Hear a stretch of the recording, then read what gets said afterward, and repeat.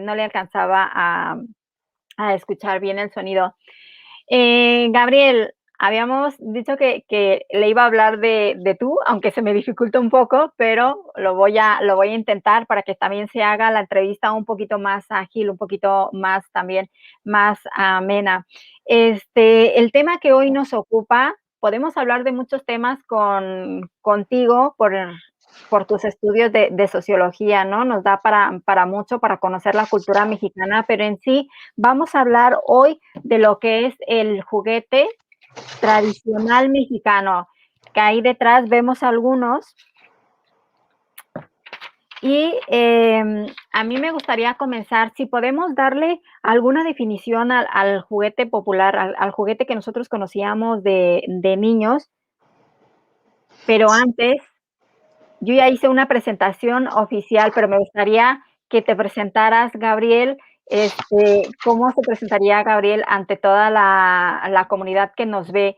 ¿Quién es Gabriel? ¿Qué es lo que está haciendo ahora? Y también un poquito de su experiencia de todos los estudios que ha realizado, estudios sociológicos ahí en México. Pues muchas gracias, Ana. Para mí es un placer estar en tu programa y hablar de la cultura mexicana, de las tradiciones.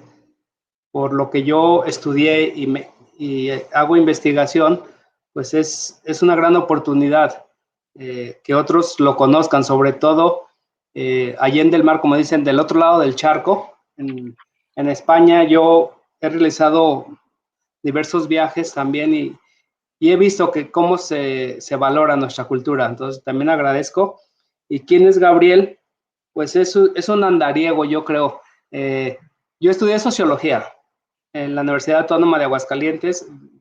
Nací en Aguascalientes y posteriormente realicé mis estudios de posgrado en el Colegio de Michoacán, la maestría en estudios étnicos adscrita al Centro de Estudio de las Tradiciones. Entonces ya desde la propia licenciatura yo me encaminé a estudiar las tradiciones populares mexicanas.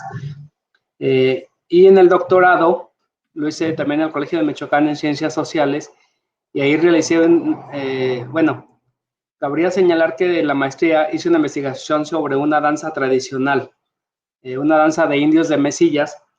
Es un tema también muy apasionante en México por toda la herencia que tenemos de España, toda esa cuestión cultural, religiosa, por citar algunas cosas.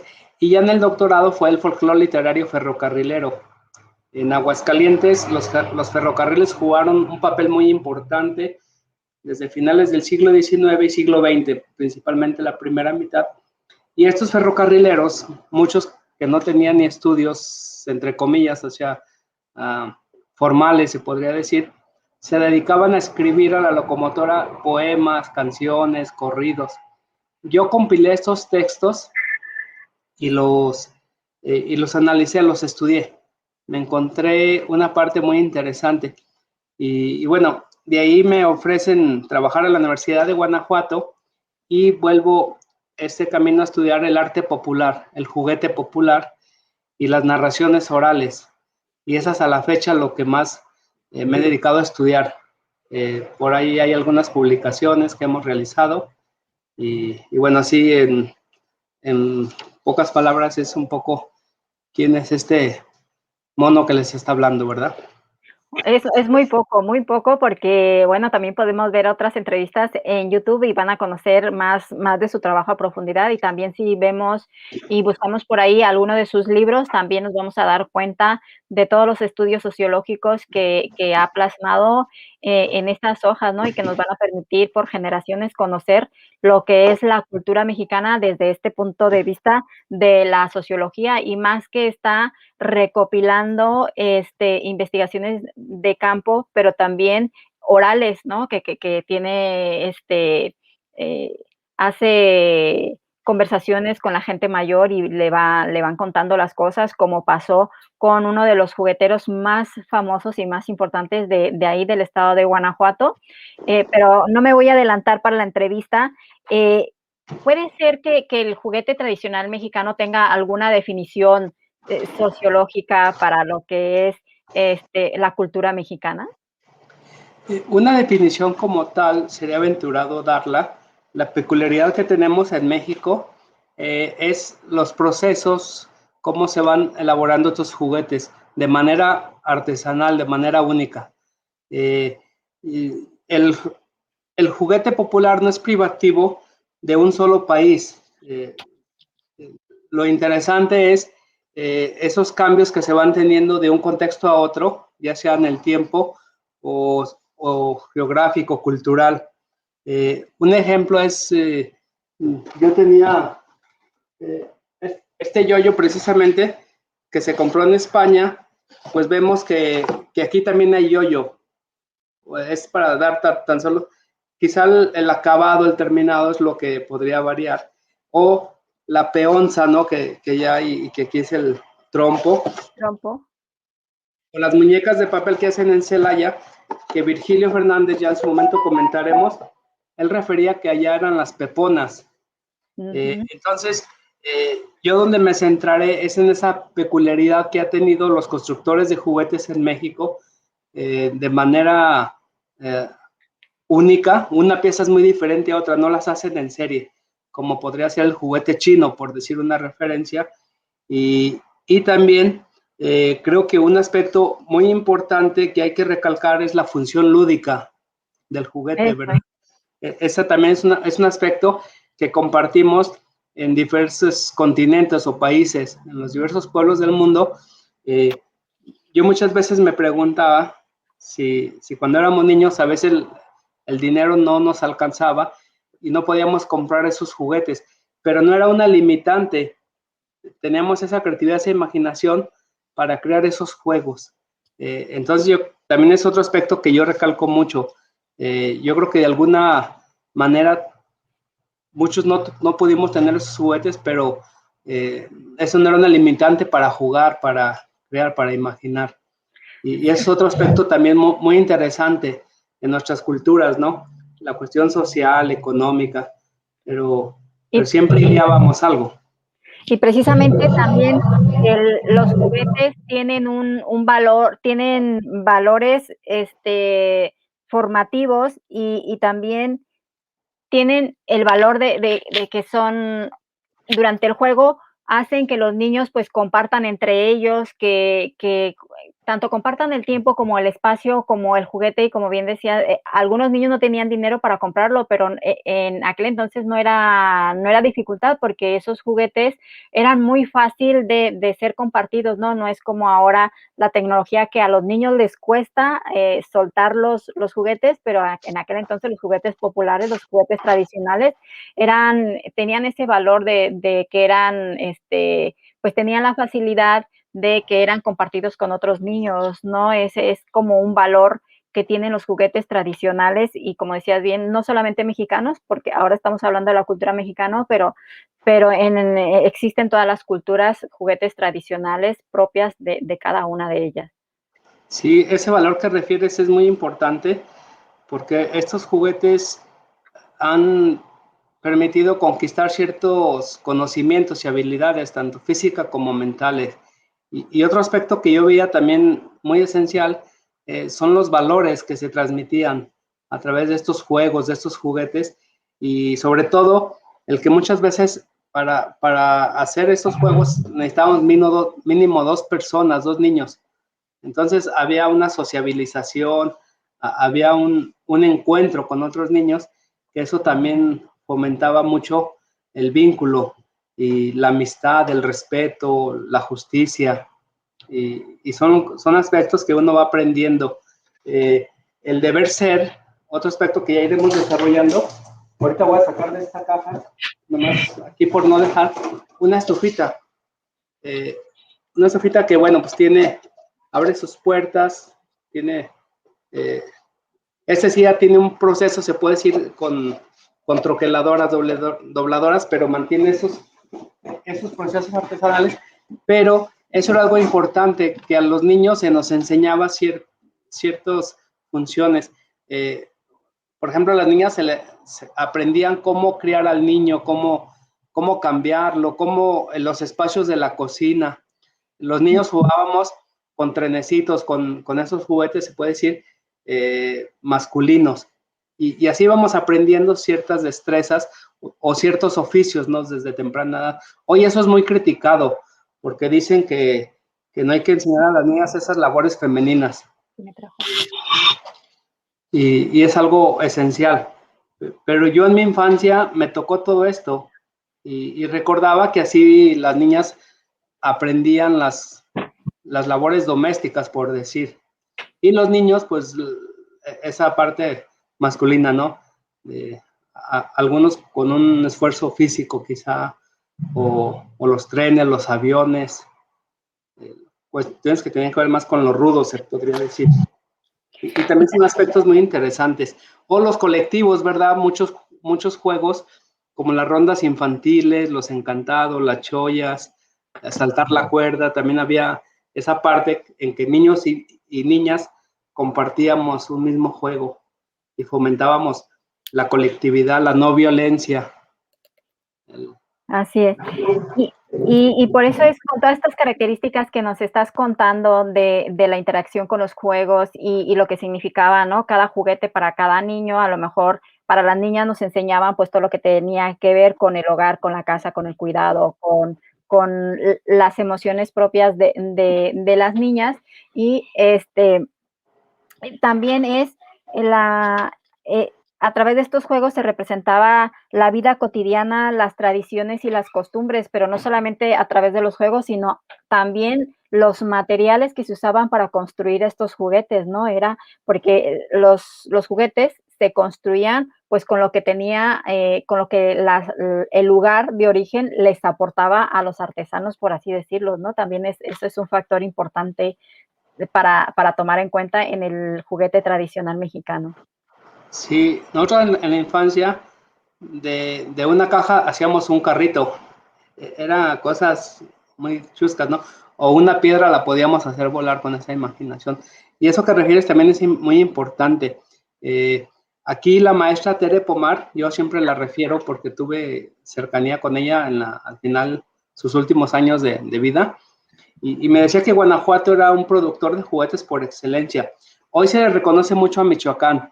No se trata de decir cuál es o cuál no es, sino a lo que refieres, Michoacán es muy rica en bosques. Entonces, estos poblados como Paracho, Sinzún, San Quiroga, pues tenían mucha madera y ahí se elabora mucho juguete. En el caso de Guanajuato particularmente, también ha pasado hoy en día esa peculiaridad. Tenemos un corredor industrial muy importante, un clúster automotriz, y muchas de estas partes que llegan de Europa, de Estados Unidos o de China, vienen protegidas en cajas de madera. Cuando sacan las piezas, esa madera, pues de alguna manera es basura, entre comillas, y muchos de estos artesanos han tenido acceso a esa madera para crear los propios juguetes. O sea, se ha ido ajustando procesos socioculturales de cambio. Y antiguamente Shinda, que en su momento ya hablaremos un poco de él mismo decía que hasta de la basura se podía hacer un juguete. O sea, bastaba mucho tener como esa chispa, esa creatividad, esa imaginación. Y, y efectivamente, eso también lo hemos visto mucho en las danzas. Antiguamente se usaba mucho el carrizo, por citar un ejemplo. Hoy en muchos lugares ya no hay carrizo y lo han sustituido por el popotillo de plástico.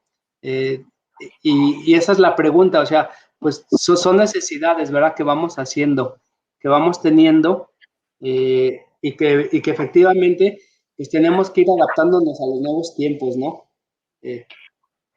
Así es, de lo que hablaba también de la maestra María Teresa Pomar, me he quedado con esta frase que me gustaría leérselas. Dice, dar forma al barro, a las fibras vegetales, manejar el infinito mundo de colores y formas que existen en la naturaleza, rebasa la mera concepción utilitaria para transformarse en obra de arte, siempre ligada a sus creencias y a su visión del cosmos. Es más que una artesanía, ¿no? Para ella eran las artesanías que nosotros decimos artesanías populares. Ella decía, bueno, quitamos lo popular, que es un arte y nada más, ¿no? Entonces, hablaremos un poco también de los jugueteros que creaban estos juguetes artesanales y vamos a descubrir la magia que ellos les ponían a cada juguete, ¿no? Ahora comentaba de Shinda, pero hay varios más, pero quizás Shinda es el que lo ubicamos como el que le daba la magia a estos juguetes totalmente tradicionales y que puede decir, de la nada construía juguetes interactivos totalmente sin ningún tipo de mecanismo electrónico. Entonces también es rescatar la imaginación y la creatividad de estos jugueteros que teníamos antaño, ¿no? Y que hay que rescatarlos poco a poco y no olvidarnos de la magia de aquellos juguetes que nos hacían volar la imaginación. Yo quisiera compartirles un párrafo de un Sí. texto de Gonzalo Canal Ramírez.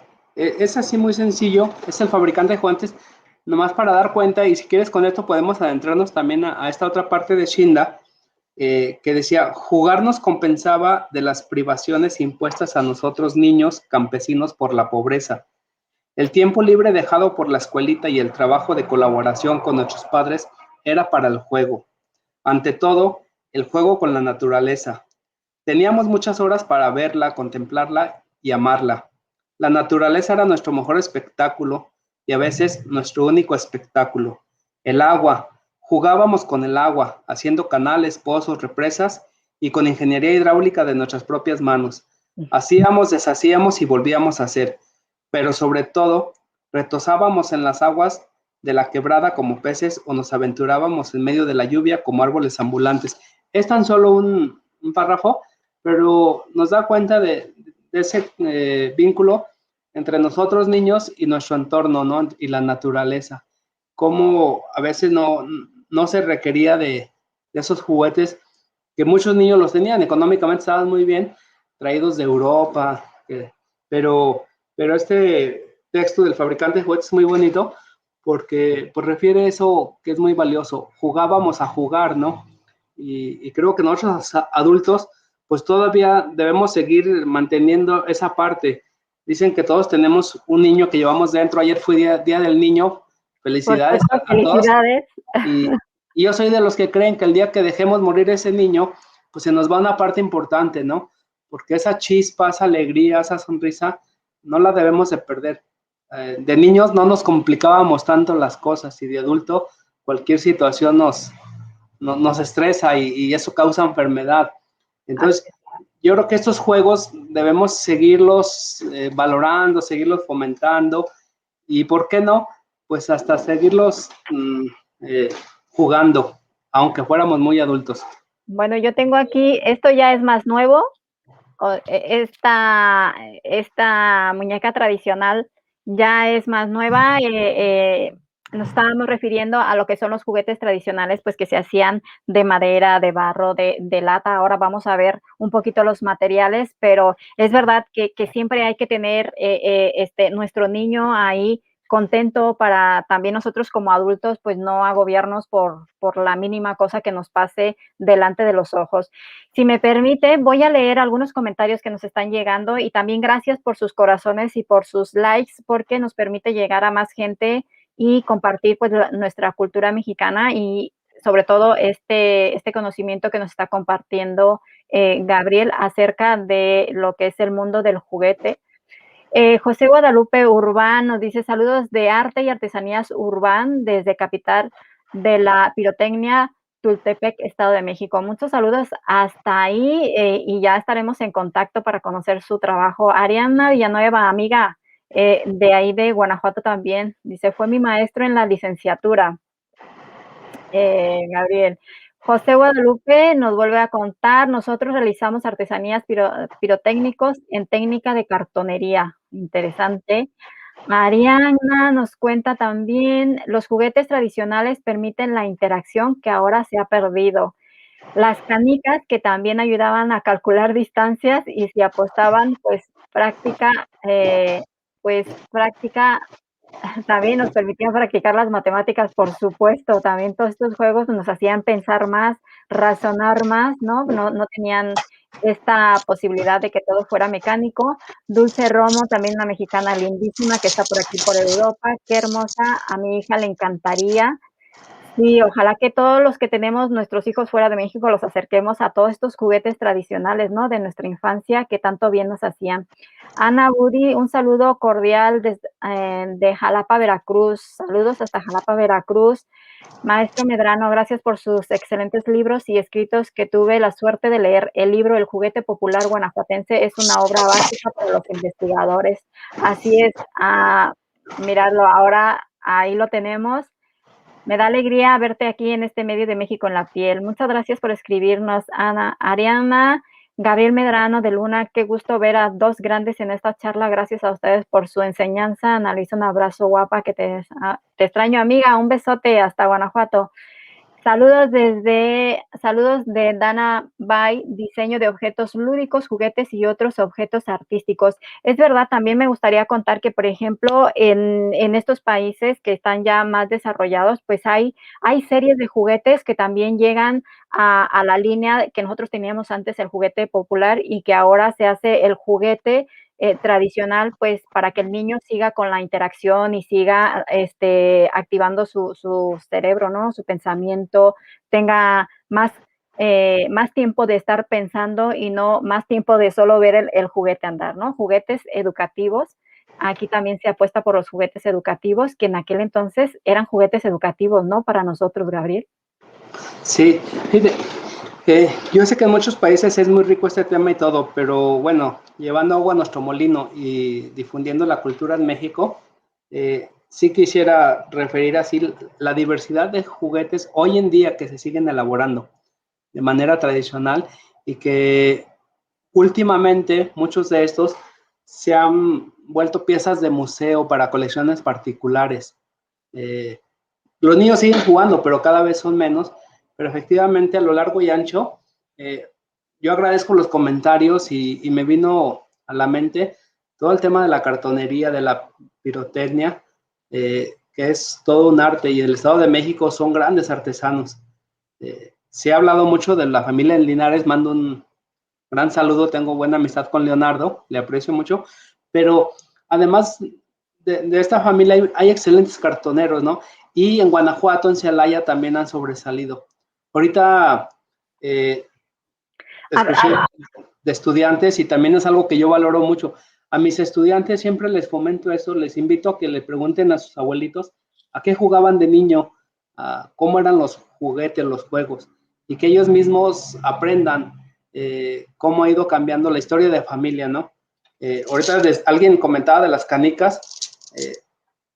Cuando yo charlaba con la maestra Tere Pomar, acompañada de un buen café y un buen cigarro, aunque yo no fumo, pero con ella me sabía muy rico, me decía que hasta en las canicas había clases sociales, había quien eran los pobres, entre comillas, los que no tienen mucho dinero, y jugaban con lo que le llamábamos las agüitas, y antiguamente pues eran de barro, pero había niños con una posición económica diferente, hoy diríamos fifís, como dicen en México, que tenían estas otras canicas y las presumían, pero bueno, lo esencial entre unos y otros es que siempre teníamos nuestra canica favorita, nuestro tiro, y esa nunca la perdíamos, ¿no? Siempre era la de la suerte.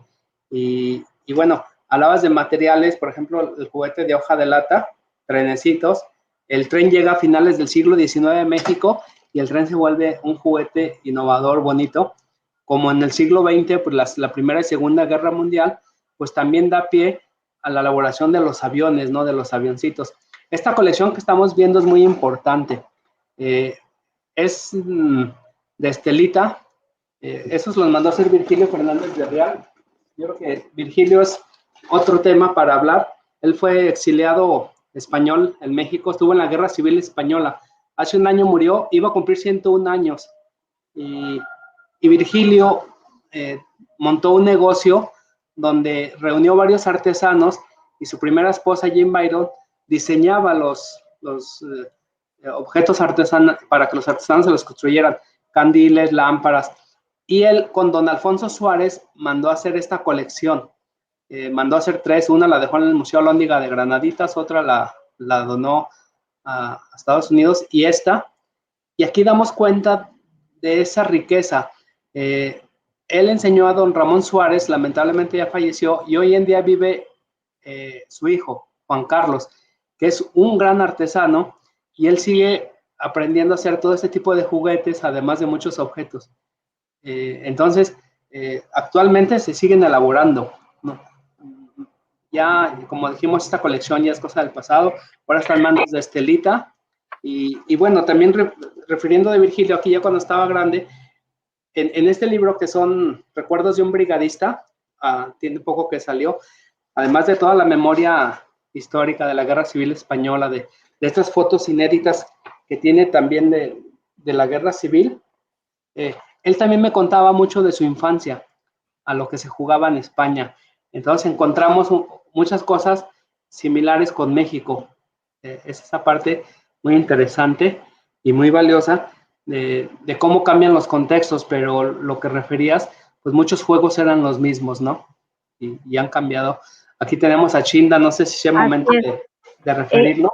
Sí, yo creo que entramos un poquito para hablar lo que es de los jugueteros, de nuestra historia, ¿no? Que han marcado la historia en el tema del juguete mexicano, del juguete tradicional. Y Shinda, es una maravilla escucharle, bueno, a través ya de sus videos, ¿verdad? Porque él ya no está con nosotros, pero escuchar estas entrevistas que les han hecho de Sí, diversas formas es como yo quisiera encontrarle la magia, qué magia hacía con estos juguetes que les daba vida sin ningún tipo de mecanismo, vamos a decirlo, artificial, ¿no? Como lo conocemos ahora, así baterías o pilas o electricidad. Usaba la arena para hacer movimiento en los juguetes tradicionales. Es un maestro del juguete que sin duda tenemos que hablar de él para aprender más de los jugueteros tradicionales. sí, en México hay muchos grandes artesanos. Decirlos en una hora es muy difícil, pero entre todos esos grandes artesanos, para mí uno de los mejores, y no lo digo yo, así fue reconocido, era Shinda. Shinda heredó estos conocimientos del abuelo y del papá y construyó una gran cantidad de juguetes. Este libro está en internet, se puede descargar gratis y aquí hablamos de toda su historia, los procesos, las técnicas. Eh, y él ha enseñado a sus hijos y a sus nietos. Es un libro muy bien editado por la maestra Marta Piña. Y este es un juguete de Chindago tan simple, tan sencillo, entre otras cosas. Pero, ¿qué era lo peculiar de Chinda? Él creaba juguetes que con una sola manivela podía hacer el movimiento de 6, 7 piezas al mismo tiempo y muy diversas. ¿Cómo las creaba? Él me platicaba que cuando dormía acostumbraba a tener un cuaderno ahí en el buró junto a su cama, porque de pronto soñaba los juguetes y en la noche despertaba, hacía el bosquejo y volvía a dormir y después los empezaba a construir. O sea, muchos de sus juguetes nacían de sus sueños, literalmente. Eh, Otros, pues, también él le gustaba mucho estar creando juguetes a partir de sus historias. En una ocasión que enfermó, que yo le visité, tuvo que tener reposo en cama y ahí me contó una experiencia muy bonita que la maestra Pomar le dijo que contara sus historias porque pues él sintió cerca la muerte y dice, pues todo lo que sea, ¿quién se lo digo? Y que la maestra Pomar le dijo, pues cuéntaselo a Gabriel, yo tenía mucho interés, duré más de 14 años de amistad con Chinda, más de 10 años, y, y él dijo, Gabriel, quiero contarte mis historias. Entonces me cuenta todas las leyendas y después le digo que si me puede hacer los juguetes. Y fue un momento para mí muy, muy bonito, muy importante, que las historias las creó en juguetes. Y eso es algo muy valioso. A Shinda, nomás para mostrar el valor que tenía, en 2015 lo llevamos a España. Bueno, lo llevamos, es decir, el profesor José Manuel Pedrosa, un especialista de literatura oral, que vive en Madrid, fue el punto de encuentro para que en el maratón de cuentos de Guadalajara, España, yo creo que es el maratón más importante de toda España y yo creo que del mundo, eh, acostumbran a llevar narradores extraordinarios y Chinda es un gran narrador y en 2015 nos invitaron él para hablar de sus mitos, de sus leyendas, sus narraciones, y yo del juguete mexicano. Y fue una gran experiencia que dejó huella, cautivó. cuando mostraba sus juguetes, cuando hablaba de sus juguetes, de sus narraciones. Y también para Shinda, pues fue un sueño hecho realidad, porque eso de ser España es porque el bisabuelo era español, preñó a la bisabuela, no la desamparó, no le dio el apellido, y que cuando lo fueron a bautizar al abuelo, pues del español, pues ponle España, entonces es Gumersindo España Olivares. Y él decía Pues, que él venía de España. Gabriel, si nos detenemos ahí un poquito, porque precisamente Ana Udi nos está comentando, nos está haciendo la pregunta de dónde viene, de dónde se origina el nombre de Shinda, y esta es la historia de por qué Shinda. Sí, bueno, Parte de la historia, no yo, es totalmente. sí, Shinda dice que es un nombre Gumersindo Notomí, él es Gumersindo España Lores. Yo hasta la fecha no lo he podido constatar, ¿verdad?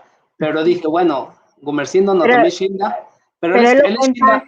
él lo cuenta así en Sí, sus entrevistas, lo pueden ver también en las entrevistas que tiene ahí en el YouTube, pero él lo cuenta así, ¿no? Su nombre que le pusieron en castellano, por así decirlo, en otomí significaba Shinda. Él era lo sí, que él decía. y a él le hicimos varios homenajes. El primer homenaje se le hizo a la maestra Pomar en Colima, porque hoy sus juguetes son muy cotizados. Eh, yo creo que él fue muy reconocido en varios de los museos más importantes de México, tienen sus juguetes. Yo logré hacer una colección de más de 100 juguetes, porque a lo largo de todos los años que le conocí, me decía, Gabriel, tienes este juguete y para tu colección y te lo vendo en tanto. Hubo algo tan bonito que déjales decir rápido. Voy leyendo los mensajes y así también vamos a los... Alex Mosco, el maestro cartonero, muchas gracias por dejarnos un mensaje. Saludos al maestro Gabriel Medrano, es bueno conocer más artesanos que mantienen la tradición del juguete. En gran referencia, el maestro Shinda, gracias por mencionarlo. Saludos desde de la Ciudad de México. Así es, maestro Alex, pues también lo que usted hace a través de la cartonería también nos recuerda nuestra infancia, ¿no? Los luchadores, aquellos con los que nos divertíamos de niños también, los luchadores de plástico. Asaf Farfán nos dice, el juego abre posibilidades a reproducir momentos en la vida cotidiana y crear nuevos mundos. El juguete es una conexión con estos mundos. Saludos, Gabriel, un abrazo. Anabudi, Juventino Rosas, un pueblo de maravilla en Guanajuato, México, lleno de juguetes con movimientos y además chuscos que hacen con muy buen humor. Eso también Shinda tenía, ¿verdad? Tenía muy buen humor y contaba unas leyendas que también eran en ocasiones de humor y que nos hacían reír. Ana, ¿de dónde se origina el nombre Shinda? Ya lo hablamos un poquito. José Guadalupe Urbán nos dice, muy interesante aquellos tiempos de la imaginación y la creatividad. Excelente charla. Yoatcito, Gabriel, te abrazo y felicito, rodeado de mis juguetes y recuerdos de niño. ¿Cómo olvidar a don Shinda y sus historias? Saludos. Muchas gracias a todos por escribirnos y gracias por sus likes y sus corazones para que esta charla pues también llegue a más gente. Sí, hablábamos de Shinda, pero también tenemos ahí más personas dedicadas al juguete, ¿verdad, Gabriel? Sí, aquí por ejemplo, además quiero enseñar esta foto que ustedes podrán ver en el libro. Aquí está en el Museo Etnográfico de Castilla y León, narrando sus historias.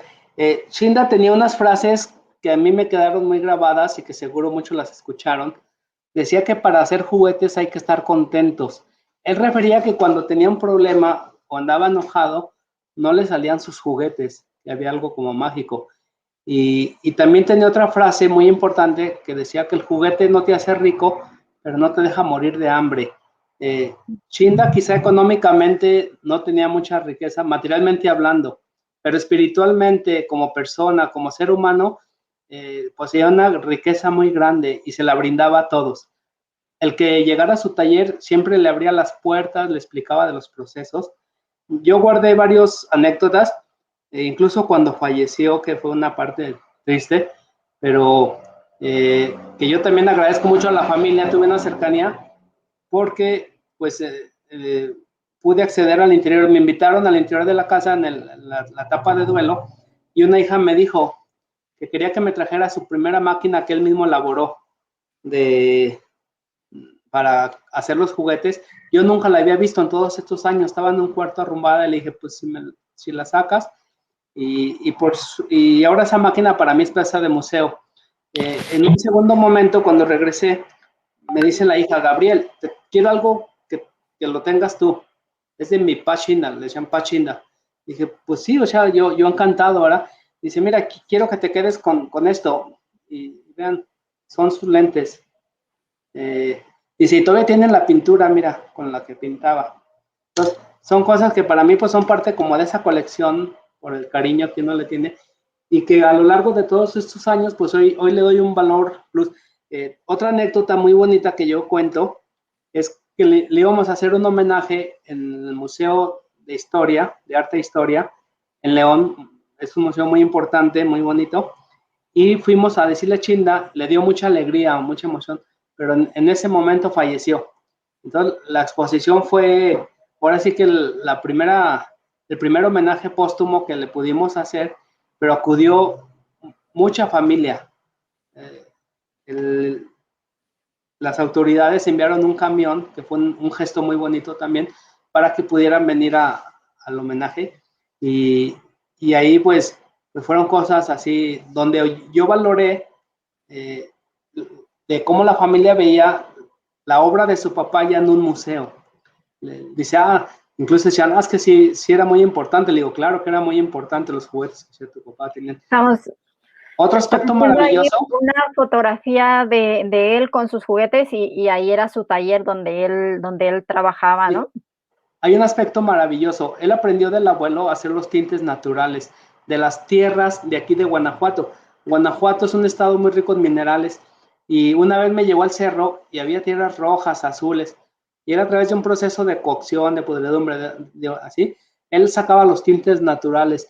En aquellos tiempos, China aprendió a hacer sus propias sierras, sus propias ceguetas, la Sierra San José que le llamaba, hacía sus propios pinceles con la crin de caballo, la pegadura con retazos, todos esos procesos que él me narraba, pues los fui dejando plasmados aquí, pero esta parte maravillosa se ha ido perdiendo. Hoy vamos a una tienda, a muchas veces hasta transnacionales, una tlapalería, y encontramos todos los materiales y desde importados hasta de mala calidad, se podría decir, de muchos precios. Pero Shinda en aquel tiempo aprendió a elaborar sus propias herramientas para hacer los juguetes. Y eso es algo que también es digno de mencionar. Y bueno, los mecanismos, cómo movía todos esos juguetes, cómo ideaba, cómo soñaba. Por ejemplo, este es aquí. Tenemos que hacer una charla de sus juguetes porque es muy importante y muy enriquecedor saber cómo él volvía los juguetes, los transformaba en mecanizados, vuelvo a repetir, sin ningún uso de ninguna batería, ninguna pila, ningún tipo de electricidad, pero conseguía hacer los mecanismos para que se movieran. Sus juguetes eran muy interactivos, lo que él también decía, mis juguetes todos se mueven, no hay ninguno que esté paralizado, todos tienen movimiento porque él entendía que a los niños y a todas las personas nos gustaba que los juguetes estuvieran en movimiento. Y entonces parecía que era mágico cuando lograba que el caballito se moviera, que los personajes, un changuito, no sé si usted vio, Gabriel, un cuadro que él tenía con un changuito y lo hacía mover con arena. Ese es un mecanismo de arena, Sí. un principio muy esencial. O este juguete, con esta manivela, hacía subir y bajar la calavera, el sacerdote entraba y salía, el diablo subía y bajaba, las brujas daban vueltas. Y es una historia, la leyenda de San Antonio. Sí, es algo increíble. Ahora, uno pensará, es que estudió mucho Shinda. No, Shinda llegó hasta el 4º grado de primaria y tuvo que dejar de estudiar para ayudar económicamente a la familia. Se tuvo que ir a trabajar al campo. No terminó ni la primaria. Y todos esos conocimientos para hacer estos movimientos es algo muy complejo. Si uno hace estudios matemáticos o físicos, toda la cuestión de vectores y bandas y poleas es algo muy complejo. Y es donde yo me preguntaba, Shinda, ¿cómo lo aprendió, verdad? ¿Cómo lo hacía? Así es. Sí, y tiene una Sí. infinidad de juguetes. Y lo que decimos también, es muy importante de él, que se hacía las herramientas, pero es que ya hablando con todos los artesanos con los que he entrevistado y con los que he tenido oportunidad de hablar, es que cada uno se va creando sus propias herramientas, las va haciendo las va diseñando pues conforme las va necesitando, pero también para lo que lo necesita, crea esa herramienta. Entonces también los artesanos tienen esta capacidad, ¿no? De ¿cómo se dice? Pues crear el material que ellos van necesitando para que sus diseños y lo que ellos están pensando crear, pues les salga, ¿no? No dependen de si existe la herramienta o si no la encuentran, sino que son capaces de crear lo que están necesitando para llevar a cabo la artesanía que están pensando.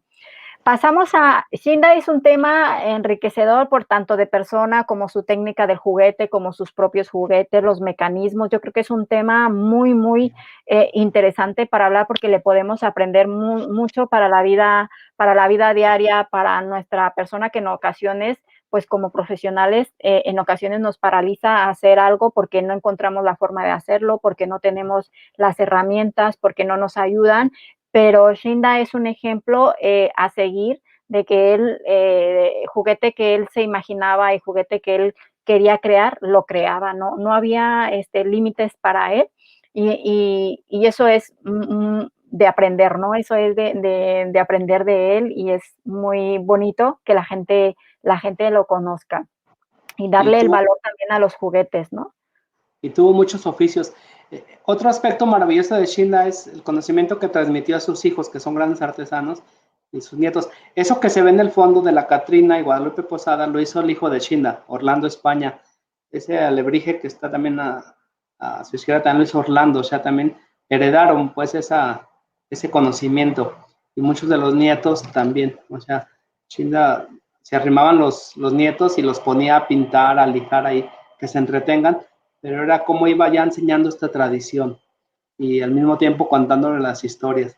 Sí, Chinda es un personaje, Es un y eso que tema. refería, sí, y eso que refería de los artesanos es algo muy interesante porque llega un momento en que uno ve una pieza y le identifica, esta es de Shinda, esta es de los Linares, esta es de... Y también eso al mismo tiempo da identidad al grupo social, a la comunidad. Es algo que de una tradición familiar también hay una tradición en la comunidad y va tomando esa identidad, ese referente, que también es algo muy importante y que en Guanajuato se ve mucho, por ejemplo, hablar de esas tradiciones de las familias, sobre todo si es cartonería, si es madera, si es hojalata, si es alfarería, muchos juguetes, ¿no? Muchos materiales. Gabriel, ¿le parece si hablamos de un artesano más? Yo tengo aquí a Ramón Suárez, o a quién le gustaría hablar, Ramón Suárez, Guillermo Chávez, Bueno, pues Máximo Rivera. Don Ramón Suárez fue un gran constructor de juguete, pero sobre todo de objetos de lámina, de alpaca, de cobre. Trabajó muchos años con Jim Byron y con Virgilio Fernández y heredó todo ese conocimiento a su hijo, que actualmente tiene el taller y vive en Guanajuato capital. Y con él cuando me acerqué, pues nos hablaba de esos procesos. Lo reafirmé mucho hace una semana o dos que fui con Juan Carlos y yo le decía que cómo se aprendía, ¿verdad?, a elaborar este oficio tan noble. Y me decía que desde pequeño, pues el papá empezaba a enseñarle desde cómo recortar la lámina, desde ahí está el secreto de que una obra salga bien. Uno se imaginaría, pues nada más llego y la recorto. No, cómo saberla doblar, soldar. Son aspectos donde hay una gran habilidad.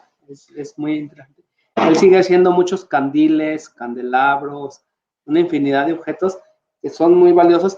Y él también heredó del papá, pues todo ese conocimiento sobre los juguetes. Yo creo que en su momento habría que hacer un trabajo solamente de lo que está haciendo Juan Carlos como heredero de esa tercera generación, que es muy importante, y que lo tiene desde el abuelo, porque el abuelo y el tío abuelo empezaron haciendo objetos de lámina, tinas, cubetas, objetos que tenían que ver más para el uso cotidiano en las casas. Y ese conocimiento artesanal, pues conocen a Jim Byron y ella les propone que si le pueden hacer un candelabro y ahí descubre esa habilidad que tenían y empiezan a trabajar. como el negocio fue muy próspero, pues fue más familia la que llegó a trabajar, y ahí teníamos a don Ramón, que se convirtió en un gran artesano y sobre todo por muchos años trabajó en ese taller. Ya no existe ese era dentro de la Casa Museo Jen Byron, de Virgilio, hoy de Estelita, y después pues ya Juan Carlos montó un taller propio, y durante la entrevista nos hizo ese avioncito para estarnos hablando del proceso, de cómo cortar la lámina, cómo doblarla, cómo soldar, cómo se pintaba anteriormente. Y bueno, así como él, pues hay más artesanos también en Guanajuato. El juguete de arroz son pequeños objetos como platitos, ollitas, que no excedían los 3 milímetros, los 5 milímetros, también fue muy reconocido, muy valorado. Por ahí hay otros artesanos, si lo damos rápido. Este es don Guillermo Chávez, él hacía juguete de arroz, no se alcanza a apreciar, pero él dejó la vista haciendo esto. O sea, literalmente, ahí ya no trabajaba, nos abrió el taller para darnos una muestra y poder hacer el documental, poderlo grabar, para hacer el registro etnográfico. Pero él por muchos años en su familia hacían estos juguetes que identificó a Las Guanajuato. tacitas de té chiquititas. Sí, y en Guanajuato eso fue muy famoso. Y de hecho aquí hay un barrio, ya ha ido decayendo mucho, muy reconocido por ser un barrio alfarero, que era San Luisito. Don Guillermo, pues él vivía en el Baratillo, y si ven, pues todavía a esa edad elaboraba piezas. Maximino Rivera, pues el que refería que hacía todo ese tipo de juguete de hoja de lata, precisamente él es Juan Carlos, hijo de don Ramón, que tiene una gran habilidad para hacer artesanía en hoja de lata, en cobre, en alpaca. Y bueno, así hay muchos objetos. Esos son una colección que ya antigua, eh, muy valiosa, porque ya son piezas de museo, ¿no? Ya es difícil de verlas así cotidianamente. Yo le propuse a Juan Carlos que si hacíamos una colección, me gustaría preservar una, creo que vale la pena. Yo un día espero tener un museo chiquito, y bueno, para que también esos juguetes pues estén al alcance de mucha gente. Pues estamos viendo cómo los juguetes representan a cada época, ¿no? Y representan cada situación social que se está viviendo en el momento en que son elaborados estos juguetes, porque, no todos son iguales, no todas las épocas han sido las mismas, pero si nos vamos a los museos de los juguetes, nos damos cuenta, ¿no? De cada están bien marcadas las épocas, los tiempos en que se elaboraron estas piezas, y también nos cuentan qué se vivía en esos momentos, en esa historia en que fueron creados. Es maravilloso el mundo del juguete, porque nos puede contar muchas historias desde muchos ángulos de vista, ¿no? Desde muchos puntos de vista. Así que los invitamos a que conserve las piezas. Quien tenga piezas de juguetes, pues artesanales, pues hay que conservarlas, porque representa nuestra cultura y representa a la época en que fueron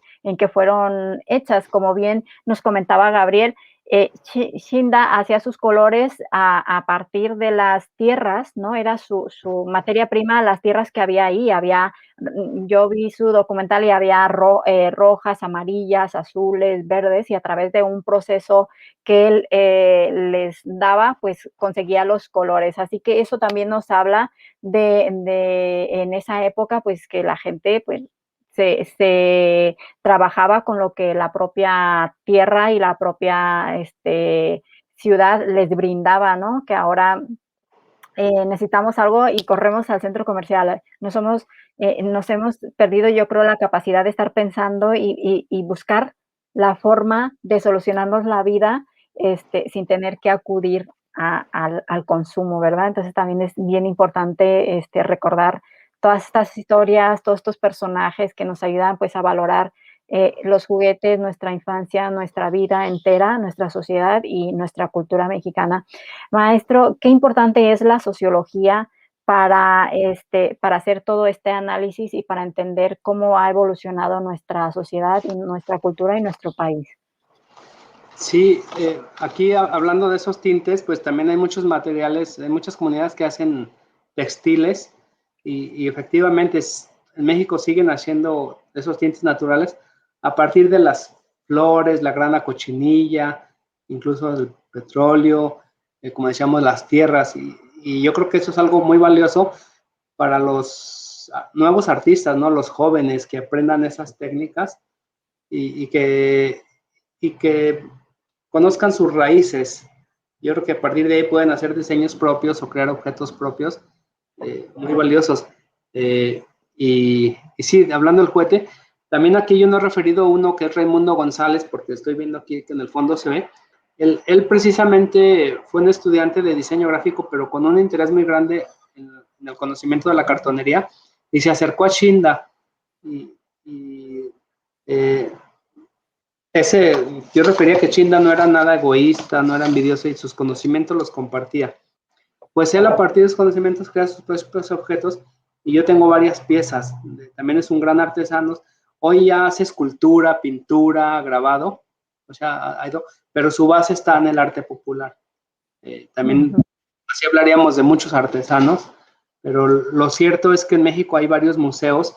El más importante, bueno, por ser ese respaldo institucional, pues sería el Museo de Arte Popular, el MAP, pero, por ejemplo, Fomento Cultural Banamex también tiene una labor muy importante, ¿no?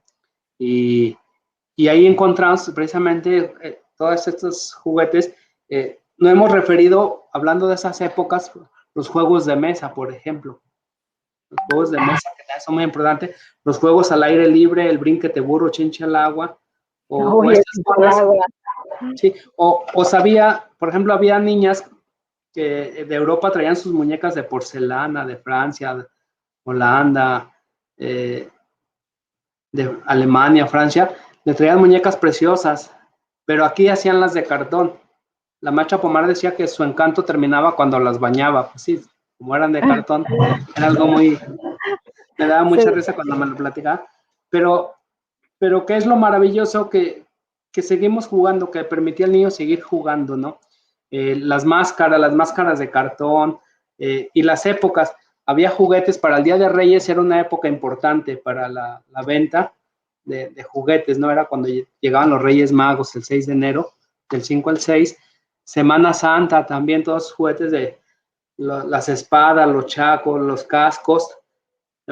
Navidad, Día de Muertos, el Día de Muertos, noviembre también era una época de esplendor, porque había mucho juguete con calaveras, y eso no lo hemos platicado para los amigos de España, que a muchos les parece surrealista, esa cercanía que tenemos con la muerte. La muerte. Sí, en Aguascalientes se vendían calaveras de barro para mover la quijada, y lo interesante es que se ponía nuestro nombre. Si yo te iba a regalar una calavera y le ponía Ana, sí. Para un extranjero eso es, ¿cómo me das una calavera con mi nombre? Con mi nombre. O los dulces de alfeñique. Gabriel, te voy a preguntar algo que nos está preguntando Akira Bojorge. Dice, un saludo y felicitaciones para el profesor Gabriel desde Guadalajara. Dice, mi pregunta es la siguiente, ¿cuál es tu opinión sobre los cambios de consumo del juguete popular que se están produciendo por las galerías de arte popular y otras instituciones? Ya que muchos artesanos están apostando en la creación de juguetes para un consumidor más específico que no es el niño, por lo que al integrarse estos juguetes en el contexto de las galerías se han vuelto inaccesibles para su consumo por gran parte. Sí. Él es Clemente Coronas, él es un gran conocedor del juguete popular, también tiene su colección, ya va a ser su museo, y su pregunta es muy interesante, porque yo la viví de cerca con China y con varios artesanos, porque quien le encargaba ya eran los coleccionistas, ya no eran para los niños, y aunque hay varios niños que siguen jugando, cada vez son menos. Aquí hay un tema muy interesante de hablar de los juguetes actuales con la electrónica, el juguete chino, y desde el punto de vista del artesano, pues ellos siguen vendiendo los juguetes, pero decía Shinda que a él le gustaría que esos juguetes llegaran a los niños. Incluso me decía que había niños que no tenían dinero y él le regalaba los juguetes, no los caros, sino unos que fueran accesibles, pero que él no podía ver un niño que no tuviera un juguete y le dolía, entonces él mismo se los regalaba. Se lo regalaba, sí. Sí, pero esa parte se fue perdiendo en los últimos años porque ya ahora los coleccionistas, las galerías, los museos han ido acaparando y yo creo que también no se trata de decir si es mejor o no que el celular, los videojuegos y todo eso, pero yo sí anhelo que los niños sigan jugando con este tipo de juguetes artesanales, se sigan divirtiendo y vayan descubriendo que de lo sencillo, de lo simple hay un mundo por crear. Y sí, lo que dice Corona es muy, Clemente es muy interesante. Eh, También Nos estoy de acuerdo porque pues muchas veces ahora es el destino, ¿no? Yo mismo lo viví. Yo, por ejemplo, tenía que comprar 3 juguetes. Ahorita que dice, eh, yo tengo 2 hijos, Gabo y Carlos. Entonces yo les decía, miren, tienen ese juguete, si lo quieren romper, jueguen, pero el mío me lo van a respetar porque es para mi colección. Entonces, en mi caso, pues era un ejemplo que yo quería seguir fomentando y al mismo tiempo preservando. Curiosamente, mis hijos jugaban, pero también tenían un valor. Incluso cuando yo los llevaba con Shinda seguido, y muchas veces Shinda al final les regalaba un juguete y tenía una atención muy bonita. Y yo veía que mis hijos jugaban, pero también lo cuidaban, como que empezaron a valorar quién era Shinda. Mira, Y lamentablemente se vende cada vez menos, hay menos mercado para los niños. En Celaya, Salamanca, cuando era sábado de gloria se vendían muchos judas, mucha cartonería y cada vez son menos puestos. En Aguascalientes las calaveras era toda una tradición. Nosotros cada año de niños íbamos y ahora son 3, 4 puestos y casi todos de cosas chinas. Es muy triste, mira, lamentablemente. aquí también nos ponen más comentarios y precisamente nos hacen él mismo nos hace un comentario también de China, pero voy a leer a Ana Woody que nos dice, los juguetes con mecanismo de Shinda se ven en el Museo de Arte Popular y en el Museo de Acervo de Banamex, en ambos en el centro de la Ciudad de México. Muchas gracias por el dato, Ana, y lo pasaremos para que se den una vuelta por los museos y vean el juguete de Shinda. Los juguetes populares para niños y de costos más económicos se pueden comprar en el mercado de Sonora, en las ferias y exposiciones artesanales en la Ciudad de México o en provincias, en los mercados y ferias. Y también nos comenta, pues solo conociendo el detalle, cuáles son originales, cuáles no, si tienes razón, es complicado. Bueno, este comentario lo hace porque Akira nos dice, hay un dato muy interesante al respecto de los juguetes que se venden en los mercados de la Ciudad de México, ya que existe un alto ingreso de juguetes importados desde China que están reproduciendo los juguetes populares mexicanos, por lo que se ha vuelto complicado saber si realmente están comprando juguetes nacionales. Eso es un dato. Yo me acuerdo que antes de que yo viniera a estudiar aquí a España, ya se escuchaba el tema de que los michoacanos estaban sufriendo por la llegada de los juguetes chinos, ¿no? De madera, y entonces, pues, ya no se estaba vendiendo el juguete tradicional de ahí creo que era Michoacán. Entonces, ese es otro tema también para Yo, hablarlo en yo otro momento. tengo una experiencia que me sucedió en Sinsunzan, Michoacán, precisamente. Iba a comprar una artesanía de palma muy bonita, porque ahí la elaboran, o sea, yo dije, es de Michoacán, pero curiosamente no sé por qué la volteé y tenía la etiqueta de Made in China. Y sí le dije sí le dije a quien me lo vendía, le dije, oiga, pues por lo menos quítele la etiqueta y yo me quedo con la creencia que es de la comunidad, que lo hizo la comunidad. Claro, Y así pues ya me sentía mejor. Pero eso que dice Clemente es muy interesante y está pasando. Toda esa reproducción De hecho, los artesanos me hablaban de 2 momentos en que vieron una situación difícil. El primero es la entrada del plástico, de la industria del plástico, sobre todo de grandes empresas transnacionales. Y el segundo momento, pues fue esta entrada de producto chino. Y lamentablemente, pues hacen muy buenas imitaciones del juguete mexicano. En el caso de Guanajuato, por ejemplo, la loza, la cerámica china, ha ido desplazando a muchos objetos en Dolores Hidalgo, en San Felipe, o el calzado, por ejemplo, también lo vemos, León es muy famoso por el calzado de buena calidad, y ahora el calzado chino pues ha ido desplazando al calzado brasileño y como estos casos pues también está la parte de la juguetería, ¿no? Y ha sido triste. Por Otro otro tema lado, sí, y para hablar. lo que refieren eso también es muy interesante, que muchas de estas galerías y museos importantes se dieron a la tarea, muchos de ellos, a preservar esa obra de Shinda. El Museo de Artes e Industrias Populares María Teresa Pomar en Colima, es de la Universidad de Colima, eh, bueno, como lleva el nombre de la maestra Teresa Pomar, ella le tenía un cariño y un aprecio a Shinda muy grande, por eso es que también llevó mucho juguete de él. Yo en lo personal, pues esa cercanía que tuve con Shinda, llegó un momento en que sí fue un interés así ya muy personal de ir teniendo más juguete, o sea, para irlo preservando, y ha sido muy valorado. En España, cuando lo llevé y regaló sus pocos juguetes que pudimos transportar, era una maravilla. Ahí dimensioné, porque en México pues tenemos como un acceso más cercano, ¿verdad? A diversos juguetes, pero en España, y también aprendí una cosa muy valiosa, que allá el solo hecho de ser hecho a mano tiene un valor agregado, o sea, tanto en precio, y a uno le explican, es que este está hecho a mano, se invirtió tanto tiempo, le hablan de todos los procesos, y en México se ha perdido esa parte de valorar el tiempo, incluso hasta regateamos, ¿verdad? Que es lo más triste. Vemos un artesano, nos da un juguete muy barato, y todavía le pedimos que nos lo dé a menor precio.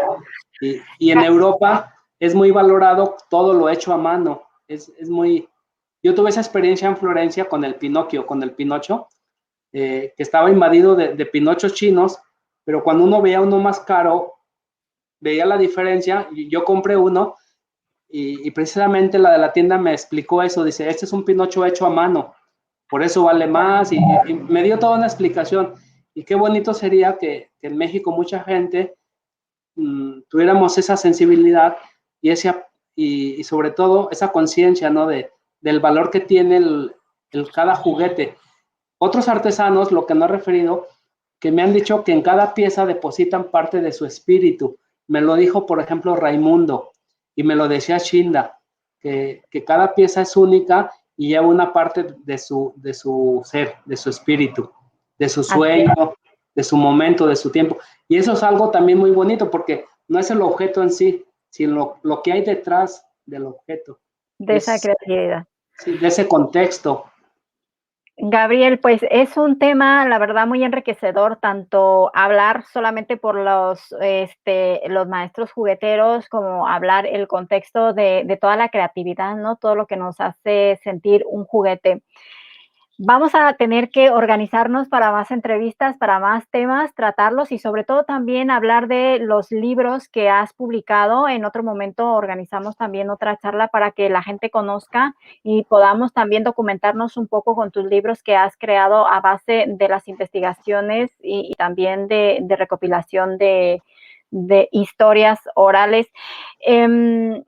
Gabriel, muchísimas gracias por estar con nosotros en esta entrevista. Nosotros ya casi terminamos, no, pero enséñanos los libros y así terminamos, no, no me los dejes. No, No los hoy fue una enseñas y plática, luego retomamos.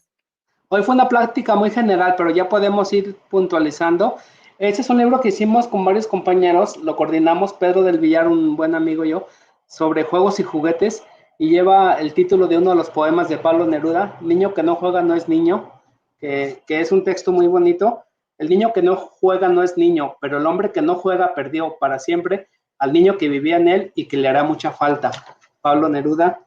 El que ya decía que está en internet, que es de Shinda, que la verdad es alguien maravilloso, que hay que dedicar un tema nada más para Shinda.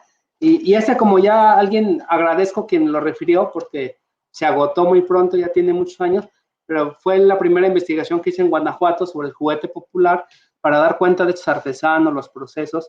Y bueno, algo que también podría ser de mucho interés para España y México, pues un personaje como Virgilio Fernández del Real, eh, que tiene unos recuerdos muy bonitos. Bueno, uno dice bonitos, pero también muy fuertes, muy tristes de la guerra civil. Fueron momentos muy duros. Y sobre todo la parte de su viaje a México y toda su vida. Y entre otros más, ¿no? Hay unos, más por no dejar, pues por ejemplo, cultura y patrimonio en Latinoamérica, todavía soñamos que son temas también muy, muy bonitos que compartimos con Latinoamérica. Es algo que también debemos ir valorando en cuanto al arte, la cultura, la música. Este es uno que hicimos en honor a Herón Pérez Martínez, que fue mi director de tesis, pero que él trabaja mucho la semiótica de la cultura, el folclore literario, textos orjuanianos. Fue un gran académico. Bueno, no fue, es. Yo creo que las personas, en tanto las sigamos recordando, siguen viviendo, y eso es lo importante, ¿no? Que sigamos trayendo esa población. Y entre otros más, no quiero mostrar los otros, pero este también que es muy interesante, Hacedores de Danza. El Dempoz de texto ese lo coordiné con Gustavo Herón Pérez, precisamente el hijo de Herón. Es un gran académico, un gran amigo. Y este con Efraín Rangel, un profesor investigador de la Universidad Autónoma de Ciudad Juárez. Y son temas que tienen que ver con la cultura mexicana. Yo te agradezco que a través de tus redes sociales, de tu programa, se difunda. En este caso, la cultura mexicana. Todos los países tienen mucho que hablar, pero el caso de México, para cerrar, yo creo que sigue siendo un país surrealista. El barroco en México sigue siendo parte de nuestra vida cotidiana. Y cuando viene la gente de España, de Europa, de Asia, etcétera, se da cuenta de esa riqueza que tenemos los mexicanos en cuanto a nuestra cultura, ¿no? Ese aprecio por los saberes ancestrales, por los conocimientos de los abuelos, y en este caso que nos ocupa, pues por el arte popular, el juguete popular, que sigue siendo vigente, que sigue siendo reinventado de alguna manera, ¿no? Así es, Gabriel. Que hay muchos artesanos. Que nos ayuda sobre todo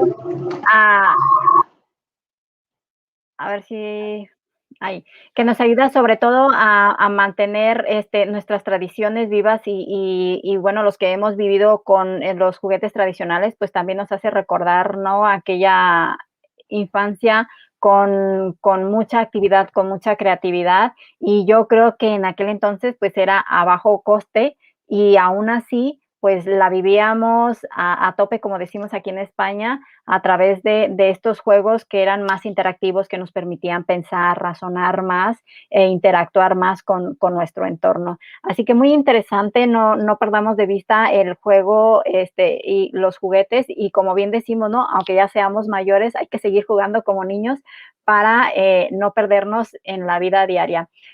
Si me permites, voy a saludar a todas las mamis de aquí de España porque hoy es Día de las Madres y también hoy es el Día del Trabajo, así que hay que festejarlo como trabajando, para que sigamos, pues, teniendo frutos, ¿no? Así que saludos a todas las mamis y también saludos a todos por el Día del Trabajo y seguimos en contacto con el maestro Gabriel para que nos siga contando más cosas y nos siga compartiendo más de la cultura mexicana, que tiene los datos frescos y de primera instancia, ¿no? De primera palabra, porque ha entrevistado tanto a Shinda como a otros personas que se dedicaron, artesanos que se dedicaron al juguete, como otras personalidades de la historia. Entonces tiene los datos, pues, de primera mano.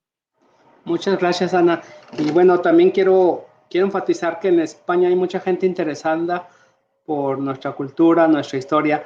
Yo quiero citar nada más así brevemente y rápido a Juli Sopetrán, una gran poeta, una gran escritora que vive precisamente en Sopetrán, cerca de Guadalajara, y que también uno puede ver cómo es visto nuestro país desde los ojos de compañeros o de amigos de España o de otros pueblos, y eso se agradece porque pues por tu programa es un puente, es unir esos aspectos muy valiosos. Creo que vale la pena que haya programas y sobre todo personas como tú.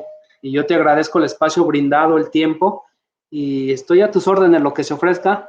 Yo estoy como Chinda, hablo y hablo y no me callo, pero bueno, Muchas gracias, Gabriel. Pues ese va a ser un temazo con Shinda para descubrir también toda su creatividad. Muchas gracias, Gabriel. Te mando un beso, un abrazo y saludos a todos ahí en México. Ojalá que ya tenga la oportunidad prontito de irles a visitar y hacer más cosas ahí, para traer más cultura aquí a España y que nos sigan conociendo. Muchos saludos a todos los que se conectaron también, que nos dejaron sus mensajes. Poco a poco iremos respondiendo. Y maestro, pues, maestro Gabriel, ya no sé ni cómo decirle, profesor, maestro, doctor. Gabriel, prefiero de Gabriel. Gabriel, como colegas. Mira, saludos a mi prima, besos, primita, que siempre me está acompañando desde México, desde mi Irapuato lindo, en este programa. Gabriel, te mando un abrazo y seguimos, no se vayan, que seguimos con la siguiente entrevista con el maestro cartonero Flavio, que nos va a enseñar también más cosas del mundo de la cartonería. Gabriel, muchísimas gracias y seguimos en contacto. Hasta Muchas luego. gracias y saludo a todos los que nos ven en las redes sociales y les agradezco sus palabras.